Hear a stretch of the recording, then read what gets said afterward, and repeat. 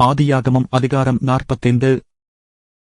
அப்பொழுது யோசேப்பு தன் அருகே நின்ற எல்லாருக்கும் முன்பாக தன்னை அடக்கிக் கொண்டிருக்க கூடாமல், யாவரையும் என்னை விட்டு வெளியே போக பண்ணுங்கள் என்று கட்டளையிட்டான். யோசேப்பு தன் சகோதரருக்கு தன்னை வெளிப்படுத்துகையில் ஒருவரும் அவன் அருகில் நிற்கவில்லை. அவன் சத்தமிட்டு அழுதான். அதை எகிப்தியர் கேட்டார்கள், பார்வோனின் வீட்டாரும் கேட்டார்கள். யோசேப்பு தன் சகோதரரை பார்த்து, நான் யோசேப்பு, என் தகப்பனார் இன்னும் உயிரோடு இருக்கிறாரா என்றான். அவனுடைய சகோதரர் அவனுக்கு முன்பாக கலக்கமுற்றிருந்ததினாலே அவனுக்கு உத்தரம் சொல்லக்கூடாமல் இருந்தார்கள். அப்பொழுது யோசேப்பு தன் சகோதரரை நோக்கி, என் கிட்ட வாருங்கள் என்றான். அவர்கள் கிட்டப் போனார்கள். அப்பொழுது அவன், நீங்கள் எகிப்துக்குப் போகிறவர்களிடத்தில் விற்று போட்ட உங்கள் சகோதரனாகிய யோசேப்பு நான்தான்.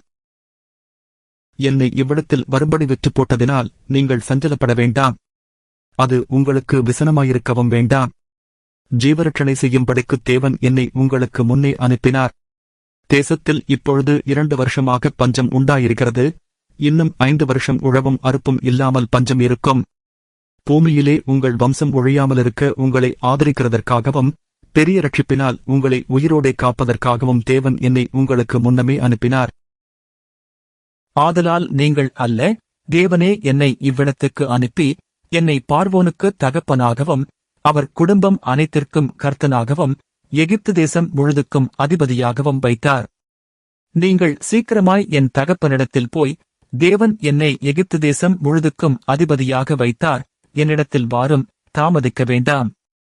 நீரும் உம்முடைய பிள்ளைகளும் அவர்களுடைய பிள்ளைகளும் உம்முடைய ஆடு மாடுகளோடும் உமக்கு உண்டாயிருக்கிற யாவற்றோடும் கோசேன் நாட்டில் வாசம் பண்ணி என் சமீபத்தில் இருக்கலாம். உமக்கும் உம்முடைய குடும்பத்தாருக்கும் உமக்கு இருக்கிற யாவற்றிற்கும் வறுமை வராதபடிக்கு அங்கே உம்மை பராமரிப்பேன். இன்னும் 5 வருஷம் பஞ்சம் இருக்கும் என்று உம்முடைய குமாரனாகிய யோசேப்பு சொல்லச் சொன்னான் என்று சொல்லுங்கள். இதோ உங்களோடே பேசுகிற வாய் என் வாய்தான் என்பதை உங்கள் கண்களும் என் தம்பியாகிய பென்யமீனின் கண்களும் காண்கிறதே. எகிப்திலே எனக்கு உண்டாயிருக்கிற சகல மகிமையையும் நீங்கள் கண்ட யாவையும் என் தகப்பனுக்கு அறிவித்து அவர் சீக்கிரமாய் இவ்விடத்துக்கு வரும்படி செய்யுங்கள் என்று சொல்லி தன் தம்பியாகிய பென்யமீனின் கழுத்தைக் கட்டிக்கொண்டு அழுதான். பென்யமீனும் அவன் கழுத்தைக் கட்டிக்கொண்டு அழுதான்.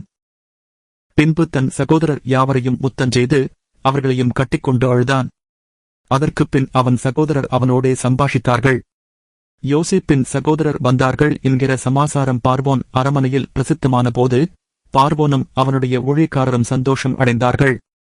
பார்வோன் யோசேப்பை நோக்கி, நீ உன் சகோதரரோடே சொல்ல வேண்டியது என்னவென்றால், உங்கள் கழுதைகளின் மேல் பொதியேற்றிக் கொண்டு புறப்பட்டு கானான் தேசத்துக்குப் போய் உங்கள் தகப்பனையும் உங்கள் குடும்பத்தாரையும் கூட்டிக் கொண்டு என்னிடத்தில் வாருங்கள். நான் உங்களுக்கு எகிப்து தேசத்தின் நன்மையை தருவேன்.